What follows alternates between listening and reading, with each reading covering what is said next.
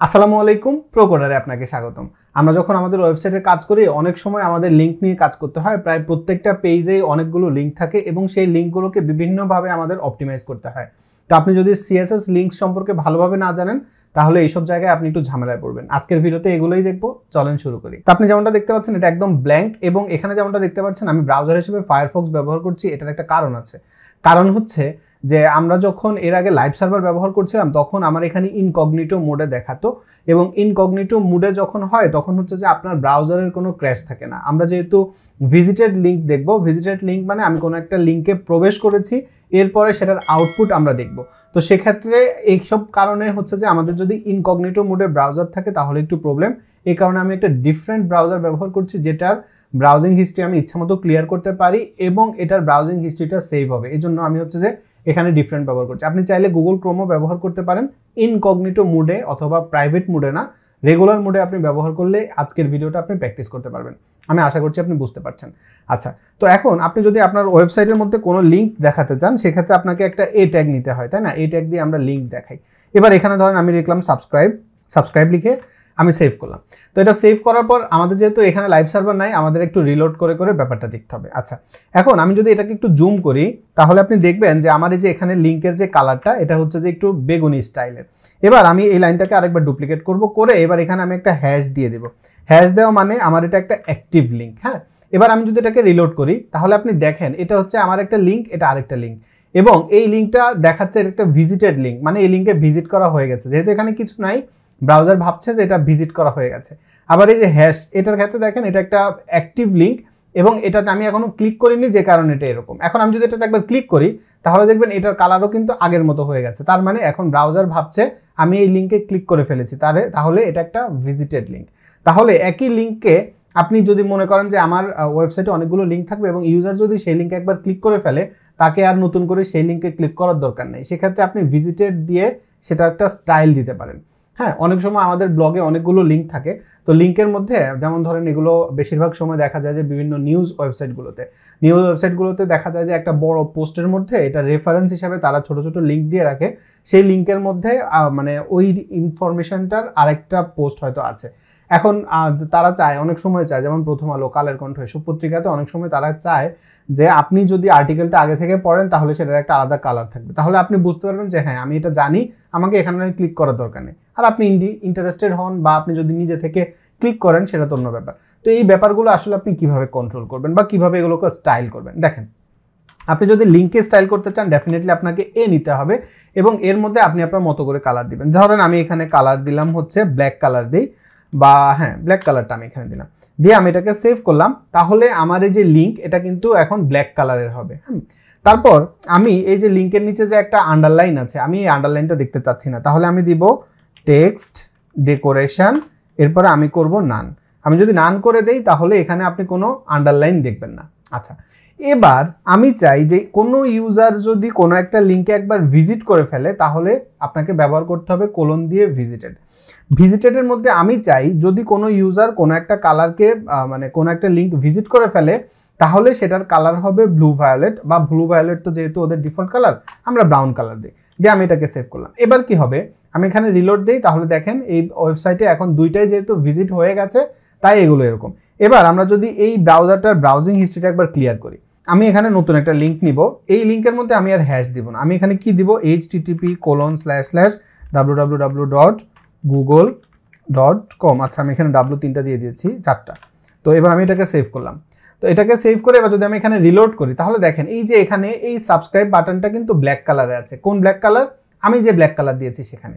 কিন্তু আমি যখনই এখানে একটা ক্লিক করে ফেলবো, ক্লিক করার সাথে সাথে দেখেন এটার কালার চেঞ্জ হয়ে গেছে। এবার আমি যদি ব্যাক করি তাহলে দেখেন আমি এখানে এই 3টা লিঙ্কেই এখন ভিজিটেড লিঙ্ক। তাহলে আপনি এখন জানলেন যে আপনার যদি কখনো এরকম দেখানোর দরকার হয় যে কোনো একটা লিঙ্ক দেখে ইউজার বুঝবে যে এটা একটা ভিজিটেড লিঙ্ক, তাহলে আপনি ব্যবহার করবেন কোলন ভিজিটেড। এরপরে আপনি এখানে যে কোনো প্রপার্টি দিতে পারেন, কোনো সমস্যা নেই। আচ্ছা, এবার ধরেন আমরা আরেকটা ইন্টারেস্টিং দেখবো, সেটা হচ্ছে আমরা যখন কোনো একটা বাটনকে হোভার করব আমি তখন তার কালার চেঞ্জ দেখতে চাই। তো আপনি যদি কোনো একটা বাটনের হোভারের কালার চেঞ্জ করতে চান তাহলে আপনি লিখবেন কোলন হোভার। এবার আপনি কি চান সেটা আপনি দিবেন। ধরেন আমি বললাম যে আমি যদি কোনো একটা লিঙ্কে হোভার করি তাহলে তার কালারটা হবে অ্যাকোয়ারমেন্ট, এটা এই কালারটা হবে। তো এটা যদি আমরা দিই তাহলে কি হবে, আমরা এটাকে রিলোড করব। এবার আমরা যখন হোভার করছি আপনি দেখেন এটার কালার চেঞ্জ হচ্ছে, মানে হোভারের যদি কোনো অ্যাপিয়ারেন্স আপনি চেঞ্জ করতে চান তাহলে ব্যবহার করবেন হোভার। কোনো একটা লিঙ্কে আপনি অলরেডি ভিজিট করে ফেলেছেন বা ভিজিটেড হলে আপনি ব্যবহার করবেন ভিজিটেড। এবার আমি আরেকটা ইন্টারেস্টিং ব্যাপার দেখব, সেটা হচ্ছে অ্যাক্টিভ। অ্যাক্টিভ লেখার জন্য আমরা দিব কোলন অ্যাক্টিভ। এই অ্যাক্টিভ নিয়ে আসলে অনেক কনফিউশন হয়, তাই আমি রিকমেন্ড করবো আপনি একটু মনোযোগ দিয়ে এটা দেখবেন। আমি অ্যাক্টিভের জন্য কালার দিব হচ্ছে গ্রিন, ইয়েলো, এই কালারটাও দিতে পারি, সমস্যা নেই। আচ্ছা, এই অ্যাক্টিভ মানে হচ্ছে আমি যখন এই বাটনটাতে ক্লিক করব, আমি যখন এখানে আসছি হোভার করলে, আচ্ছা আমি যেহেতু এখানে এই কালারটা দিয়েছি, আমি এখানে অ্যাক্টিভের জন্য রেড দেই, তাহলে আপনার বুঝতে সুবিধা হবে। আচ্ছা, এখন দেখেন আমি এটাকে রিলোড করি। এখন ধরেন আমরা যখন এটাকে হোভার করছি তখন তো এটার একটা কালার চেঞ্জ হচ্ছে, সমস্যা নেই। কিন্তু অ্যাক্টিভ মানে হচ্ছে আমি ঠিক যে মুহূর্তে এখানে ক্লিক করছি সেই মুহূর্তের অ্যাপিয়ারেন্স। যেমন ধরেন আমি এখন এটাতে ক্লিক করে রাখলাম, এই ক্লিক করা মুহূর্তে আপনি দেখেন এটার কালার হচ্ছে রেড, কারণ আমি এখানে অ্যাক্টিভ কালার দিয়ে রেখেছি রেড। আবার ধরেন আমি এখানে দিলাম যে ফন্ট ওয়েট বোল্ড, হ্যাঁ, তো বোল্ড আমি যদি দিই তার মানে কি হবে, অ্যাক্টিভ মোমেন্টে ঠিক যে মুহূর্তে আমি এটাতে ক্লিক করব সেই মুহূর্তে এই লেখাটা ফন্ট ওয়েট বোল্ড হয়ে যাবে। দেখেন, আবার আপনি যদি অ্যাক্টিভ মোমেন্টটা আরো ভালো করে বুঝতে চান, আমরা ধরেন এখানে ফন্ট সাইজ দিয়ে দিলাম যে 25 পিক্সেল এরকম। তাহলে কি হলো, আমরা যখন এটা অ্যাক্টিভ থাকবে, মানে আমি যখন এটাতে ক্লিক করছি সেই সময় এটার ফন্ট সাইজটা বেড়ে যাবে। দেখেন জাস্ট ক্লিকের মুহূর্তে এটার ফন্ট সাইজ বেড়ে যাচ্ছে, আগে পরে যেমন ছিল তেমনই আছে, জাস্ট ক্লিক করার মুহূর্তের অবস্থা পরিবর্তন, জাস্ট এটাকে বলা হয় অ্যাক্টিভ। আরেকটা আছে খুব পপুলার, সেটা হচ্ছে ফোকাস। এবং অ্যাক্টিভ এবং ফোকাস নিয়ে আসলে অনেক সমস্যা হয়। এখন আমি এটার কালার দিব হচ্ছে, এটার কালার আমি দিলাম ফোকাসের জন্য, আমি কালার দিব হচ্ছে ভায়োলেট, ব্লু ভায়োলেট, এই কালারটা দেই। এবং আমি এটার জন্য ফন্ট সাইজ দিব ধরেন 16 পিক্সেল। আচ্ছা, দিয়ে আমি এটাকে সেভ করলাম। এখন ফোকাসটা হচ্ছে আমি যখন এখানে ক্লিক করছি তখন দেখেন এটার কালার চেঞ্জ হচ্ছে, এটা হচ্ছে অ্যাক্টিভ। কিন্তু আমি যখন এটাতে ক্লিক করে রেখে দিব, বা ধরেন এই যে এখানে আসলে আমি এখন কিন্তু ছেড়ে দিয়েছি, ছেড়ে দেওয়ার পরে আমার এই যে এটা আছে এটা হচ্ছে আমার ফোকাস, মানে এটা এখন কিন্তু আমার ফোকাসে আছে, আমার ব্রাউজারের অথবা আমার টার্গেট ফোকাসে থাকার কারণে এটা এরকম। আবার আমি যখন এখানে ক্লিক করে এখানে আমি ছেড়ে দিব, আচ্ছা ছেড়ে দেওয়ার পরে দেখবেন এটা এখন ফোকাসে আছে। আমি আশা করছি আপনি এখন বুঝতে পেরেছেন যে আপনি যখন ক্লিক করবেন সেই মুহূর্তের যে সিচুয়েশন সেটা হচ্ছে অ্যাক্টিভ, আর আপনি ক্লিক করার পরে ওইটা এখনো সিলেক্টেড অবস্থায় আছে, আমরা অন্য কোথাও ক্লিক করিনি, তাহলে এটা হচ্ছে ফোকাস। দেখেন আমি এখন বাইরে ক্লিক করলে আমার এই ফোকাসটা চলে যাবে। আপনাকে আরো ভালো করে ফোকাসটা দেখানোর জন্য আমরা একটা কাজ করি, আমরা ব্যাকগ্রাউন্ড কালার হিসেবে দিয়ে দেই হচ্ছে ব্ল্যাক কালার, এবং আমরা প্যাডিং দেই ধরেন 10 পিক্সেল। হ্যাঁ, তাহলে কি হবে, আমার যখন এটা ফোকাসে থাকবে তখন আপনি ফুল বুঝতে পারবেন যে আমি এখন এখানে ফোকাসে আছি। দেখেন, আচ্ছা এটাকে রিলোড করে নেই। আচ্ছা, এবার আমি যখন এখানে ক্লিক করছি আপনি দেখেন এখন এটা ফোকাসে আছে। এখন একটা লিঙ্কের অনেকগুলো প্রপার্টি থাকে, যেমন একটু আগে আপনি দেখলেন আমি দিলাম টেক্সট ডেকোরেশন নান। এখন এই টেক্সট ডেকোরেশন নান ছাড়া আমাদের কিন্তু আরো একটা প্রপার্টি আছে যেটা হচ্ছে আন্ডারলাইন, যেটা ডিফল্ট ভাবে থাকে। তো আন্ডারলাইন যদি দেন তাহলে আপনার টেক্সটের ডেকোরেশন হবে হচ্ছে আন্ডারলাইন। তারপরে আমাদের আরো একটা প্রপার্টি আছে যেটা হচ্ছে ওভারলাইন। ওভারলাইনটা কেমন, আমরা যদি এখানে লিখি যে ওভারলাইন দেওয়া মানে হচ্ছে উপরে লাইনটা যাবে তখন উপর দিয়ে। তারপরে আচ্ছা আমি এখানে এই টেক্সটটাকে একটা ফন্ট সাইজ দিই যাতে করে আপনাদের দেখতে সুবিধা হয়। আমি ধরেন ফন্ট সাইজ দিলাম 35 পিক্সেল, তাহলে আমাদের যে লিঙ্কগুলো আছে এগুলো একটু বড় করে দেখাবে। হ্যাঁ, এটা হচ্ছে ওভারলাইন। এবং আরো একটা আছে লাস্ট, যেটা হচ্ছে লাইন থ্রু। লাইন থ্রু মানে হচ্ছে কেটে গেলে যেরকম হয়, দেখেন আমি যদি এটাকে এখন রিলোড দেই তাহলে লাইন থ্রু মানে কেটে গেলে যেরকম হয় সেরকম।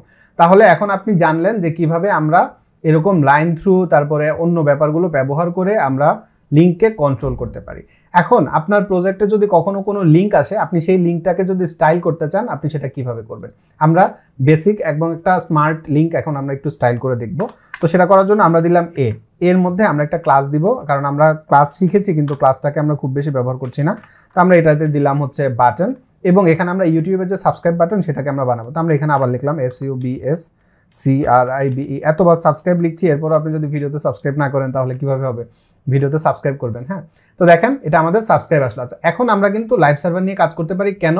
কারণ এখন আর আমাদের আসলে দরকার নেই যে আমাদের ভিজিটেড বা অন্য ব্যাপারগুলো এখন আর আমাদের দেখানোর দরকার নেই, যে কারণে আমরা এখন সরাসরি লাইভ সার্ভারে কাজ করব, কারণ বারবার সেভ করা এডিট করা এগুলো দেখতে ভালো লাগছে না। আচ্ছা, এবার আমরা এখানে আসলাম, আসার পরে এখানে এর মধ্যে আমরা ক্লাস দিব হচ্ছে BTN বাটন ক্লাসটাকে আমরা নিলাম। নেয়ার পরে আমরা প্রথমে বলবো তোমার টেক্সট ডেকোরেশন হবে হচ্ছে নান, আমাদের এটা টেক্সট ডেকোরেশন দরকার নাই। এরপরে আমরা বললাম যে তোমার ব্যাকগ্রাউন্ড কালার হবে হচ্ছে ব্লু ব্লু দেই। আচ্ছা, আমাদের সাবস্ক্রাইব বাটনের ব্যাকগ্রাউন্ড কালার হচ্ছে রেড, তাহলে আমরা দিব রেড। তারপরে আমি বললাম যে তোমার টেক্সটের কালার হবে হচ্ছে হোয়াইট, তাহলে আমরা দিব সাদা। হ্যাঁ, দিয়ে আমি যদি সেভ করি তাহলে আপনি এরকম দেখবেন। এবং এখন আপনি দেখেন আমি যখন এখানে টেক্সটকে কালার দিলাম হোয়াইট, এটা কিন্তু পেলো না। এটা কেন পেলো না? কারণ দেখেন এই যে আমি এখানে এ ক্লাস অ্যাক্টিভ দিয়েছি রেড, এই কারণে এটা আসলে এরকম হয়েছে। তো সেক্ষেত্রে আমরা এখন যেটা করতে পারি সেটা হচ্ছে আমরা এখানে এ ক্লাস বাটন এভাবে আমরা দিব, তাহলে আমাদের বাটনটা বেশি প্রায়োরিটি পাবে। হ্যাঁ, শুধু ক্লাস যতটা প্রায়োরিটি পায়, ক্লাসের সাথে যখন ট্যাগটা সিলেক্ট করে দিবেন তখন সেটা বেশি প্রায়োরিটি পায়। আচ্ছা, এবার আমরা দিব প্যাডিং। তো প্যাডিং দিলে প্যাডিংটা খুব সম্ভবত কাজ করবে না। কেন করবেন আমি বলছি। প্যাডিং দিলাম 10 পিক্সেল এবং 25 পিক্সেল, সেভ করব। তাহলে দেখেন হ্যাঁ পেয়েছে, কিন্তু এটা আবার এটার সাথে একটুখানি লেগে গেছে। তো আচ্ছা, এটা আপাতত কোনো সমস্যা নেই। তারপরে আপনি যদি এটা ফিক্স করতে চান আপনাকে ব্যবহার করতে হবে ডিসপ্লে ইনলাইন বক্স। ডিসপ্লে প্রপার্টির উপরে আমার একটা ভিডিও আছে, আরও 2-3টা ভিডিও পরে আপনি সেই ভিডিওটা পাবেন, সেখানে আরও ডিটেইলে জানতে পারবেন। আপাতত জাস্ট এতটুকু জেনে রাখেন, আপনি যখন ডিসপ্লে ইনলাইন ব্লক দিবেন তখন আপনার ট্যাগটার ঠিক যতটুকু প্যাডিং দরকার হবে, যতটুকু মার্জিন দরকার হবে সেটা নিজে নিজে পেয়ে যাবে। আর যদি আপনি ডিসপ্লে ব্লক দেন তাহলে সে পুরো এরিয়া নেবে। ডিসপ্লে ইনলাইন ব্লক মানে যতটুকু দরকার অতটুকু, আমার এখানে যতটুকু দরকার অতটুকু পেলেই হবে। আচ্ছা, এবার আমরা এখানে ফন্ট ফ্যামিলি দিব। ইউটিউবের যে ফন্ট ফ্যামিলি সেটা হচ্ছে আমাদের স্যান্স সেরিফ ফন্ট, তাহলে আমরা দিব স্যান্স সেরিফ। তাহলে দেখেন এরকম হলো। এবার আমরা ইউটিউবের যে সাবস্ক্রাইব বাটন সেটা কিন্তু এই পাশটা একটু রাউন্ডেড থাকে, তাই না? তাহলে আমরা দিব হচ্ছে বর্ডার। দেখেন আপনাকে কিন্তু এই প্রপার্টিগুলো অলরেডি শেখানো হয়ে গেছে। বর্ডার রেডিয়াস আমি যদি 25 পিক্সেল দেই তাহলে দেখবেন এটা এরকম হলো। আচ্ছা, এটাকে 25-এর পরিবর্তে 35 করে দেই, তাহলে দেখেন এরকম হলো। আচ্ছা, এবার আমি চাই আমি যখন এটাকে হোভার করব তখন এই যে রেড কালারটা, এই রেড কালারটা এরকম থাকবে আর পিছনে হালকা একটা ব্যাকগ্রাউন্ড থাকবে। এটা করার জন্য আমরা কি করব, এখানে একটা বর্ডার দেই যে 2 পিক্সেল সলিড কালার হবে রেড। আচ্ছা, তাহলে এখন আমরা এটাতে হোভার ইফেক্ট দিব। তো হোভার ইফেক্ট দেওয়ার জন্য আমরা এবার কি করব, এখানে এসে বলবো এ ক্লাস বিটিএন তারপরে কোলন হোভার। আচ্ছা, এবার হোভার দিলাম। হোভারের এখানে ব্যাকগ্রাউন্ড কালার হিসেবে আমরা দিব RGBA ব্যাকগ্রাউন্ড কালার দিব। তো এখানে আমরা দিব রেড। রেড হচ্ছে এটা থাকলো, আর গ্রিনের ক্ষেত্রে এটা হবে হচ্ছে 0, মানে আমরা হচ্ছে লাল রঙের একটা কালার নিব। তারপরে ব্লু এর জন্য এটা হবে 0, আর আলফার এখানে আমরা দিলাম হচ্ছে 0.5 দিয়ে আমি এটাকে সেভ করলাম। এবার আমরা যদি এখানে আসি দেখেন আমার এটা এরকম হলো। আচ্ছা, চেকিং পারপাসে আমি একটা কাজ করি, এখানেও 25 দিয়ে আমি এটাকে সেভ করি এবং আমরা একটু দেখি আমাদের হোভার কালারটা পাই কিনা। হ্যাঁ, আমাদের এই যে ব্যাকগ্রাউন্ডের এই কালারটা পেয়েছে। এবার আমরা এটার হচ্ছে যে অপাসিটিটাকে যদি 2 করে দেই তাহলে দেখেন এটার অপাসিটি এরকম। এবার আমরা এটাকে রেডের লাইট ভার্সন করি আর কি। তো এটা যদি আমরা করি তাহলে কি হবে, এরকম দেখেন। এবার আমি চাই যখন হোভার করছি তখন আবার আমার যে টেক্সট লেখাটা দেখা যাচ্ছে না, তো সেক্ষেত্রে আমরা কি করব, আমরা কালার দিয়ে দিব হচ্ছে ব্ল্যাক। আচ্ছা, তাহলে এখন আমরা যখন হোভার করছি তখন দেখেন এটার কালারটা সুন্দর করে চেঞ্জ হলো। হ্যাঁ, এবং আমরা সিম্পল একটা বাটন কিন্তু সুন্দর করে বানাতে পেরেছি। তো এভাবে আপনি চাইলে HTML CSS ব্যবহার করে আপনার লিঙ্কটাকে কন্ট্রোল করতে পারেন এবং আপনার মন মতো, আপনার পছন্দ মতো আপনি স্টাইলও করতে পারবেন। ভিডিওটিকে পাওয়ার আপ করার জন্য কোডম্যান বিডিকে অসংখ্য ধন্যবাদ। আপনি যদি লাইভ ক্লাসের মাধ্যমে ফ্রিল্যান্সিং, ওয়েব ডেভেলপমেন্ট, ওয়ার্ডপ্রেস ইত্যাদি শিখতে চান তাহলে কোডম্যান বিডির কোর্সগুলো চেক করতে পারেন। যে কোনো কোর্স পারচেস করার সময় প্রোকোডার বিডি কুপন কোড ব্যবহার করলে পাবেন এক্সক্লুসিভ ডিসকাউন্ট। আমি আশা করছি ভিডিওটা আপনার জন্য উপকারী হয়েছে। এই ভিডিও সম্পর্কে আপনার মতামত কমেন্টে জানাতে ভুলবেন না। দেখা হচ্ছে পরবর্তী ভিডিওতে। সুস্থ থাকবেন, নিরাপদ থাকবেন, প্রোকোডারের সাথেই থাকবেন। আমার জন্য দোয়া করবেন। আসসালামু আলাইকুম।